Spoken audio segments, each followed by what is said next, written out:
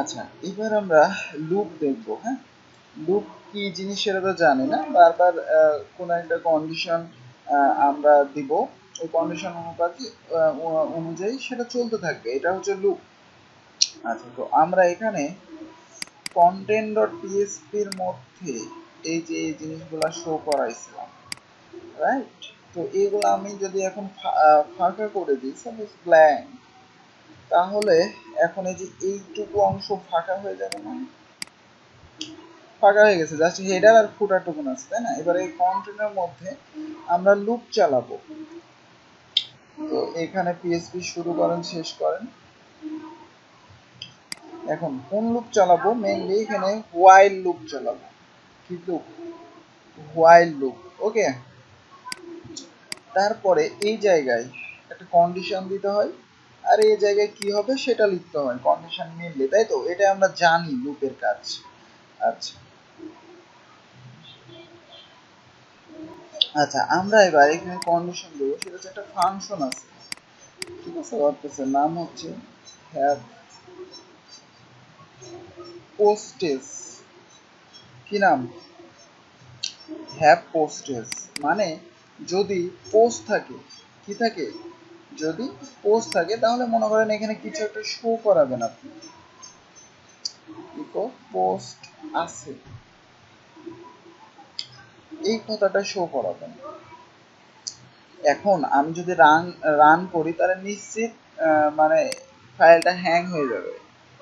কারণ হচ্ছে মানে আমরা জানি যে লুপের একটা কন্ডিশন দিতে হয়, কন্ডিশনের পর একটা রেঞ্জ সেট করতে হয় যে সে কতদূর পর্যন্ত যাবে, না তো লুপ তো চলতে থাকবে, তাই না? তখন কি হয়, হ্যাং হয়ে যায়। তো এখানে জাস্ট আমি বললাম যে পোস্ট যদি থাকে সেগুলো শো করবে, তার কারণে এখানে হ্যাং হয়ে যাবে। এখন রেঞ্জ আমরা কিভাবে দিতে পারি? আমরা যদি রান করি তো কিন্তু হ্যাং হয়ে যাবে, এটা 100% শিওর।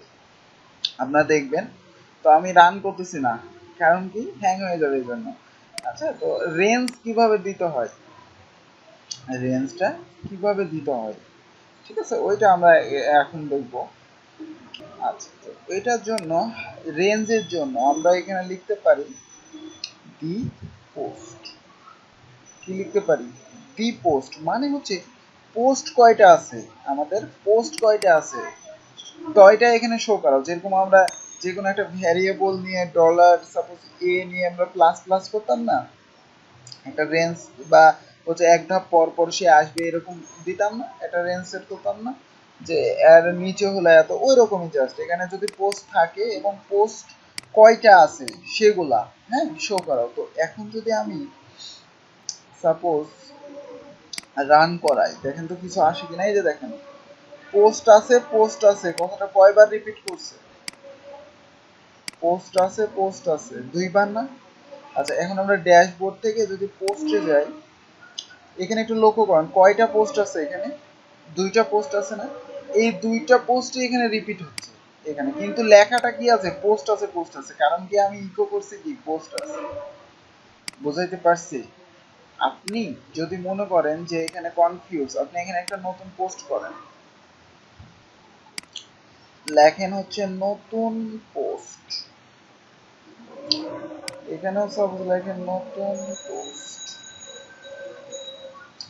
পাবলিশ করেন। আচ্ছা, এইবার যদি আপনি রিলোড দেন, দেখবেন যে এই কথাটায় যে পোস্ট আছে এই কথাটা আরেকবার রিপিট হয়েছে। দেখেন আরেকবার চলে আসছে, দেখতেছেন? তাহলে কি আমরা এখান থেকে ডাটা নিয়ে আসতে পারতেছি না? যতটা আছে কার মাধ্যমে? জাস্ট এই যে এটার মাধ্যমে, হ্যাভ পোস্টেজ এবং দি পোস্ট, একটা রেঞ্জ, যতগুলো পোস্ট আছে সেগুলো, আর হ্যাভ পোস্ট যদি পোস্ট থাকে, ঠিক আছে? এই দুইটা শর্তের মাধ্যমেই কিন্তু নিয়ে আসতে পারতেছি আমরা।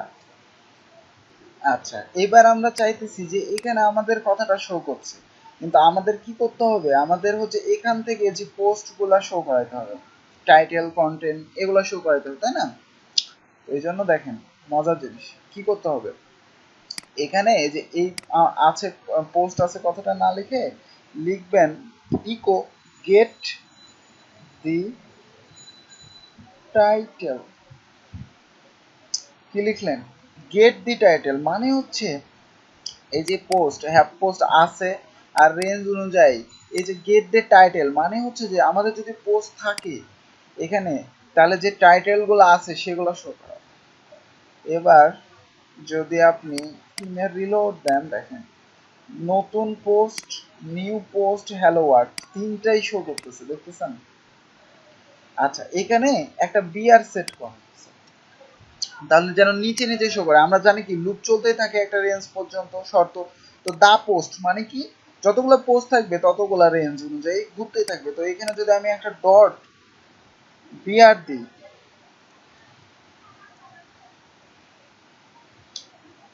এখানে যদি আমি একটা বিআর সেট করি এবার রিলোড দেন তার নিচে নিচে আসবে, এই যে দেখেন নিচে নিচে চলে আসছে। তো নতুন post, new post, hello world এগুলো কোথা থেকে শো করতেছে এখন? এই যে দেখেন নতুন post, new post, hello world. Even আমি আমি যদি আর একটা পোস্ট করি নতুন, সাপোজ লেখেন হচ্ছে যে আরেকটা পোস্ট, ওকে আরেকটা পোস্ট পাবলিশ করেন, এই যে এখন এখানে চারটা হয়ে গেছে না, একটা রেঞ্জ তৈরি হচ্ছে যেখানে কয়টা হয়েছে চারটা, এটাই হচ্ছে দি পোস্টের মাধ্যমে আসতেছে। দি পোস্ট এখানে এটা রেঞ্জ, ওকে অটোমেটিক্যালি। এবার রিলোড দেন দেখেন চারটা হয়ে গেছে আর একটা পোস্ট, চারটা পোস্টই কিন্তু আমরা এখন নিয়ে আসতে পারতেছি ডাইনামিক্যালি, দেখেন এখান থেকে পারছি না? তো আমরা এটাকে আরেকটু সুন্দর করতে পারি। আমরা এখানে গেট ডি টাইটেল ইউজ করছি তাই না? গেট ডি টাইটেল যখন আপনি ইউজ করবেন তখন এখানে অবশ্যই ইকো করতে হবে, কিন্তু আপনি যখন ডি টাইটেল ইউজ করবেন শুধু যদি ডি টাইটেল ইউজ করেন তাও কিন্তু আসবে, কিন্তু তখন ইকো করা লাগে না। কি করা লাগে না? ইকো করা লাগে না। এখন বিআরটাতে প্রবলেম করবে, বিআর আমাদের ইকো করতে হয় না।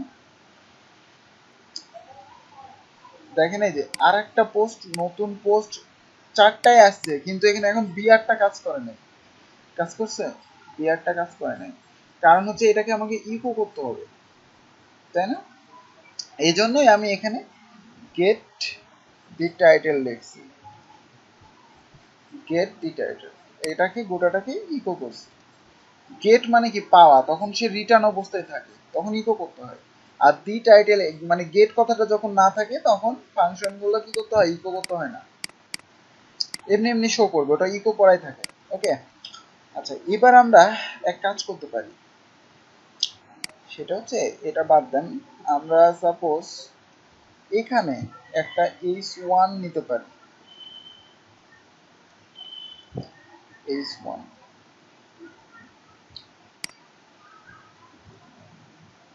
Slash h1। আচ্ছা কি করছি? h1 শুরু করছি, শেষ করছি, তাই না? এবার এখানে ডট দেন, ডট দিয়ে বলেন যে গেট দি কন্টেন্ট, সরি গেট দি টাইটেল, যেহেতু আমরা টাইটেলগুলো শো করাবো, টাইটেলগুলো শো করবো, এখন প্রত্যেকটা টাইটেলে h1 কথাটা চলে আসবে না? আচ্ছা 5 নম্বর লাইনে সমস্যা হচ্ছে,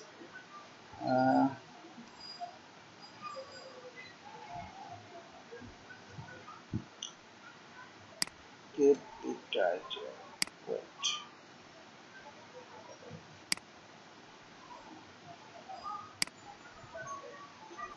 আচ্ছা এখানে এটা বাদ, এটা দেওয়ার দরকার নেই। এবার রিলোড দিলে এই যে দেখেন প্রত্যেকটা h1 ঠিক আছে চলে আসছে, দেখতেছেন? ফুটার সেকশন কি? এটা ফুটারের অংশ, আমাদের চারটা পোস্ট, এই চারটা পোস্টই কিন্তু শো করতেছে, করতেছেন? তো আমরা এখানে h1 ও লাগাইতে পারতেছি, দেখেন এখানে h1 আছে।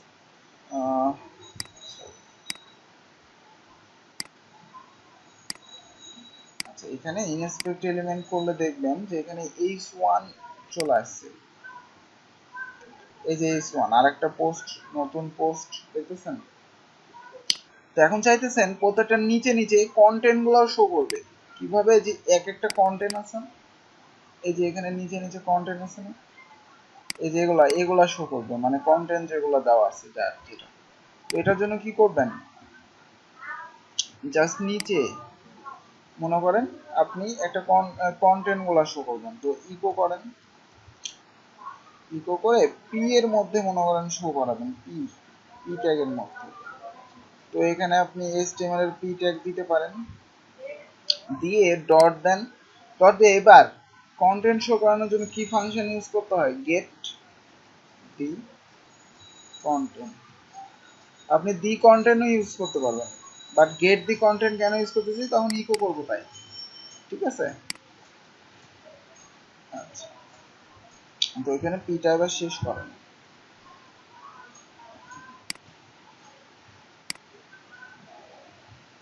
গেট দি কন্টেন্ট, এবার কি হবে, কন্টেন্ট গুলো আসবে। এই যে দেখেন যার যেটা কন্টেন্ট, দেখেন আরেকটা পোস্টের কন্টেন্ট হচ্ছে আরেকটা পোস্ট, নতুন পোস্টের কন্টেন্ট হচ্ছে নতুন পোস্ট, নিউ পোস্টের কন্টেন্ট হচ্ছে নিউ পোস্ট, আর হ্যালো ওয়ার্ল্ডের কন্টেন্ট কি, এই যে আপনি চাইলে এখন কন্টেন্ট গুলা মানে অন্য দিয়েও দেখতে পারেন। সাপোজ দেখেন লোরেন ইপসাম থেকে কিছু কন্টেন্ট নিয়ে আসি, দিয়ে চেঞ্জ করে দেখি যে কাজ করতেছে। তো আমরা পুরাটা জিনিস কিভাবে ডাইনামিক করতে হয় দেখেন, দেখাচ্ছি জাস্ট। তো আমি সাপোজ এখান থেকে কিছু কন্টেন্ট কপি করলাম, কপি করে এই যে আর একটা পোস্ট আছে না, এই জায়গায় মনে করেন দিয়ে দিলেন এতগুলা। এখন রিলোড দেন, দেখেন আর একটা পোস্টের এই যে কন্টেন্ট গুলা শো, এভাবে প্রত্যেকটা যেটা দিবেন সেটাই শো করতেছে।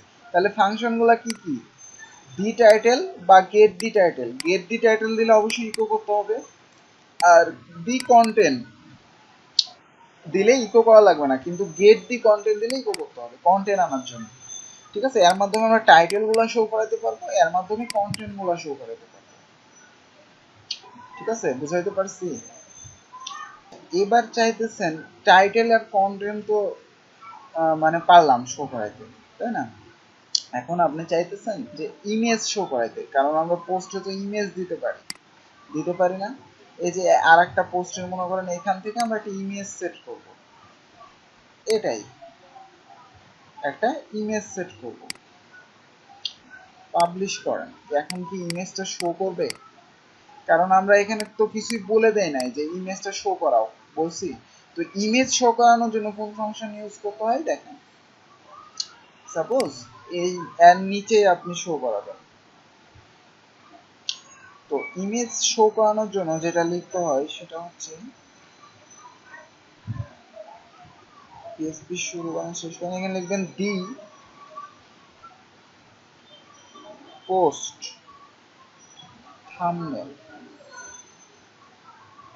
ওকে, কি লিখবেন, দি পোস্ট থাম্বনেল। এবার একটু লক্ষ্য করেন যেটার ইমেজ সেট করা আছে সেটার ইমেজ শো করে। 6 নম্বর লাইন, সিনটেক্স ইরো,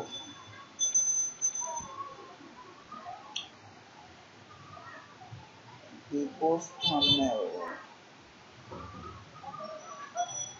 আচ্ছা, আমরা এখানে মানে ভুলে পিএসপি দিয়ে ফেলাইছি, নিচেরটা পিএসপি তখন নিতেছে না, কারণ আমরা এখানে তো পিএসপি শো করেছি শেষ করেছি, তাই না? এবার লোক এই যে দেখেন ইমেজ শো করতেছে, দেখতেছেন আর একটা পোস্ট টাইটেল, তারপরে ইমেজ, তারপরে কি কন্টেন্ট শো করতেছে। আর এগুলার ইমেজ এখনো শো করতেছে না, কারণ কি এগুলাতে ইমেজ দিইনি, সেট করিনি। তো ওই পোস্ট গুলাতে যদি ইমেজ সেট করেন, নতুন পোস্ট, এইটা কন্টেন্ট আছে, টাইটেল আছে, ইমেজ সেট নাই, তো ইমেজ যদি দেন, সাপোজ এবার এটা দেন, আপডেট করেন, রিলোড দেন, দেখেন এই যে।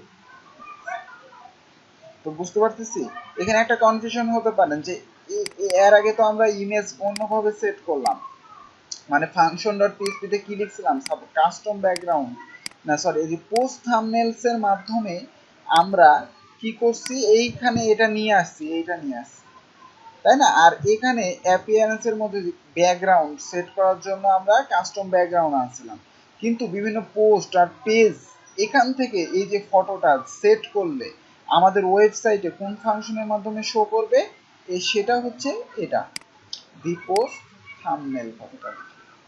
ঠিক আছে, তো আমরা এখানে তিনটা জিনিস শিখলাম, একটা হচ্ছে চারটা জিনিস শিখলাম। একটা হচ্ছে কিভাবে লুপের মাধ্যমে নিয়ে আসবো পোস্ট, তারপরে টাইটেল কিভাবে শো করাবো একটা ফাংশন, ইমেজ কিভাবে শো করাবো একটা ফাংশন, এবং কন্টেন্ট কিভাবে শো করাবো সেগুলো একটা ফাংশন। ঠিক আছে? আচ্ছা, আমরা মোটামুটি ওয়ার্ডপ্রেসের কিছু ফাংশনালিটি দেখছি কিভাবে কাজ করে। তো এখন আমরা একটা টেমপ্লেট নিয়ে কাজ করব। সাপোজ বেসিক একটা টেমপ্লেট নিয়ে আমরা ওইটাকে কনভার্ট করব ওয়ার্ডপ্রেসে। ঠিক আছে? তো আমাদের যেটা করতে হবে, এইখানে বেসিক থিম নামের একটা ফোল্ডার আছে। তো এইটা নিয়ে আমরা আপাতত কাজ করি। ঠিক আছে? এটা নিয়ে আমরা আপাতত কাজ করি। আচ্ছা, তো এখন আমরা যেটা করব, এই ফোল্ডারটা এখান থেকে কপি করলাম, কপি করে আমাদের থিম ফাইলের মধ্যে নিয়ে যাচ্ছি। তো আমাদের থিম ফাইল হচ্ছে এক্সট্রা, তার মধ্যে হচ্ছে new theme, WP content theme. এই যে এখানে নিউ থিম নামে বানাচ্ছিলাম না একটা, তো এখন আমরা এইটা বানাবো। আর একটা ফোল্ডার সাপোজ বেসিক থিমই থাকলো, এর মধ্যে আমরা বানাবো। ওকে, আচ্ছা, এখন কথা হচ্ছে যদি এটা থাকে তাহলে আমরা জানি যে আমাদের কি প্রবলেম হয়। সাপোজ আমি যদি ড্যাশবোর্ডে যাই, অ্যাপিয়ারেন্স থেকে থিমে যাই, দেখেন এখানে কিছু একটা ইরোর প্রবলেম করতেছে, তাই না? যে এটা কমপ্লিট না ওই থিমটা। আচ্ছা, তো ওইটাকে আমাদের ঠিক করতে হবে না? এখানে আমাদের মেইনলি একটা style.css লাগবে। তো এখানে একটা ফাইল আছে, এটাকে আমরা style.css বানাবো। ওকে, ওদের একটা নিজস্ব সিএসএস ছিল, ওটাকে আমরা style.css বানাইছি। আর index.html আছে না, এটাকে আমরা কি করব, পিএসপি বানাবো। দুইটা ফাইল চলে আসছে না? ঠিক হয়ে গেছে না? এবার যদি আমরা এখানে থিমে যাই তাহলে আমাদের এটা দেখাবে, এখানে আমাদের একটা থিম চলে আসছে অলরেডি, যে বেসিক থিম। এটা ফোল্ডারের নাম থেকে পাচ্ছেন, তাই তো? আচ্ছা, ঠিক আছে। এইবার আমাদের এখানে একটা ইমেজ দরকার। তো আমরা এখান থেকে কি করব, একটা ইমেজ নিব। তো আমরা এই যে এখান থেকে একটা টুলস আছে ইমেজ নেওয়ার, স্ক্রিনশট নেওয়ার। তো আমি এখান থেকে ইমেজটা নিতেছি। 1200x900 লাগবে আমাদের। আচ্ছা, পরেও আমরা কেটে নিতে পারবো, সমস্যা নেই, রিসাইজ করে নিতে পারবো। আর একটু নিচে নামাই। ওকে, এটাই কাটি, সেভ দিলাম। সেভ দেওয়ার পরে আমাদের আমরা হচ্ছে আমাদের এটা থিম ফাইলে নিয়ে যাব। stdocs, তার মধ্যে হচ্ছে এক্সট্রা, তার মধ্যে new theme, WP content theme. এখানে বেসিক থিমের মধ্যে এবার আমাদের ফাইলটার কি নাম লাগবে, screenshot.png, রাইট? তো এখানে স্ক্রিনশট লেখাই আছে, জাস্ট এখানে ওয়ানটা কাটে দিই, এটাই নাম হওয়া লাগবে, screenshot.png। আচ্ছা, এবারে যে screenshot.png-টাকে একটু রিসাইজ করে নিই আমরা। পেন্টে যে এনে রিসাইজ করবেন, সাপোজ কত, 1200x900। সেভ দিলাম, সেভ হয়ে গেছে। আচ্ছা, তো এবার আমরা যদি এখানে আসি থিমের মধ্যে, দেখেন তো ইমেজটা শো করতেছে, সুন্দর মতো শো করতেছে না থিমের? আচ্ছা, এবার এটাকে যদি অ্যাক্টিভ করি আমরা, এবার যদি আমাদের সাইটে রিলোড দিই, দেখেন শুধু HTML গুলা পাচ্ছে, ডিজাইন পাচ্ছে না। কারণ কি? কারণ হচ্ছে আমরা এই যে style.css নাম চেঞ্জ করছিলাম, index. এবার এক কাজ করি, এটাকে গোটাটাকে সাবলাইম টেক্সট ওপেন করি, এই যে সাবলাইম টেক্সট। ঠিক আছে? তো এই তো আমরা style.css যদি ক্লিক করি, দেখি যে এই অবস্থা। আবার যদি index.php যেটা বানাইছি, এখানে দেখেন, একটু লক্ষ্য করেন, এই যে এখানে কোন ফাইলের লিংক করানো আছে, এই যে এই ফাইলটার না। সুতরাং সিএসএস একটাও পাচ্ছে না, যার কারণে ডিজাইন চেঞ্জ হয়ে গেছে। কারণ আমরা কি করছি, এখন style.css নাম দিয়েছি। তো এগুলো আমরা এখন ঠিক করব, সমস্যা নেই। ঠিক আছে? আচ্ছা, তার আগে আমরা যেটা করি সেটা হচ্ছে যে এটা HTML5 ফরম্যাটে নিয়ে আসি। এগুলো এখন লাগে না। ঠিক আছে?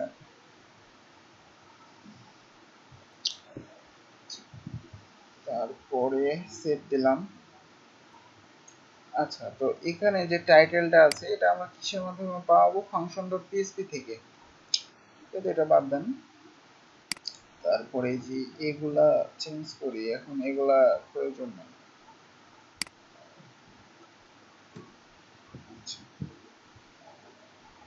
তারপরে এখানে কি লিখবো? Style dot CSS.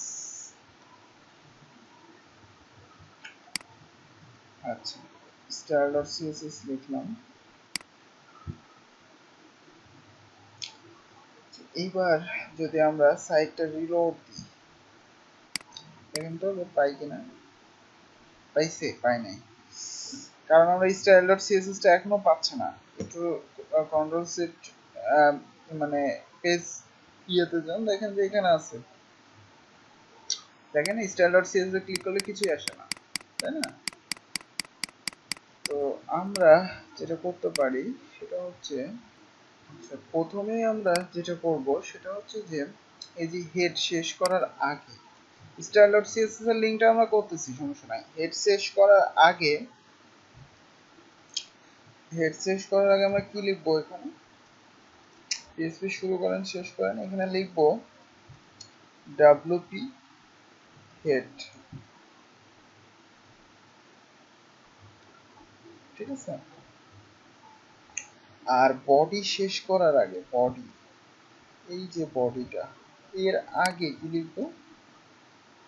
পিএসপি শুরু করেন শেষ করেন,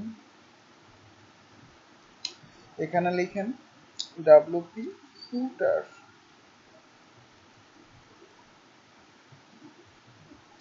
সেভ দেন। এবার যদি লক্ষ্য করেন যে এইখানে অ্যাডমিন বার ছিল না, তাই না? এবার রিলোড দেন, দেখেন একটা অ্যাডমিন বার চলে আসছে। ওকে, তো এগুলো আমরা বেসিকে দেখছি আগের পর্বে। আচ্ছা, তো এবার আমরা একটু লক্ষ্য করি, এইখানে এই যে এটা আছে, এখানে আমরা ডাইনামিক একটা কোড বসাবো যার মাধ্যমে ল্যাঙ্গুয়েজ সেট করা যাবে। যেমন আমরা যদি ড্যাশবোর্ডে যাই, এখান থেকে দেখবেন যে সেটিং আছে, সেটিং থেকে জেনারেলে যান, জেনারেলের নিচে আসেন। আচ্ছা, জেনারেল না, সম্ভবত রিডিং আছে। আচ্ছা ওয়েট, এখানে ল্যাঙ্গুয়েজ চেঞ্জ করার এই সাইট ল্যাঙ্গুয়েজ, এই যে, ঠিক আছে, এটাই খুঁজতেছি। তো সাইট ল্যাঙ্গুয়েজ এখানে ইংলিশ করা আছে না? আপনি যদি এখান থেকে এখন বাংলা করেন, বাংলা দিয়ে যদি একটা সেভ চেঞ্জ দেন, এবার এখানে রিলোড দেন, কিছুই শো করবে না, তাই না? পেজ সোর্সে যান, এইখানে HTML কথাটার এখানে ফাঁকা, তাই না? কিন্তু আমরা যদি এখন এই যে এখানে একটা কোড ফাংশন ইউজ করি, নাম হচ্ছে পিএসপি শুরু করবো শেষ করবো, তারপর লিখবো ল্যাঙ্গুয়েজ অ্যাট্রিবিউট, কি? ল্যাঙ্গুয়েজ অ্যাট্রিবিউটস, ঠিক আছে?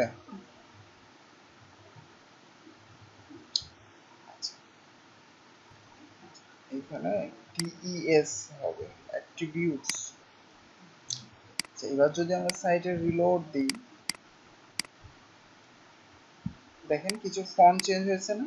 এবার কন্ট্রোল ইউ চাপেন, মানে পেজ সোর্সে যান, এইখানে লক্ষ্য করেন বিএনবিডি দেখতেছেন, অটোমেটিক এই যে ল্যাং বিএনবিডি হয়ে গেছে, মানে বাংলার। আর এখানে যেহেতু আমরা বাংলা এখনো লিখিনি, কিন্তু এখানে একটু ফন্ট চেঞ্জ হয়ে গেছে, বাংলার নিয়ে গেছে, ঠিক আছে? তো আমরা এখান থেকে যেটা চেঞ্জ করব অটোমেটিক্যালি সাইটে, সেটা ল্যাঙ্গুয়েজ চেঞ্জ হবে। এই যে দেখেন এগুলাও চেঞ্জ হয়ে গেছে। আচ্ছা, তো এখান থেকে আমরা এখন যদি আবার ইংলিশ করে দিই, যে সেভ করি,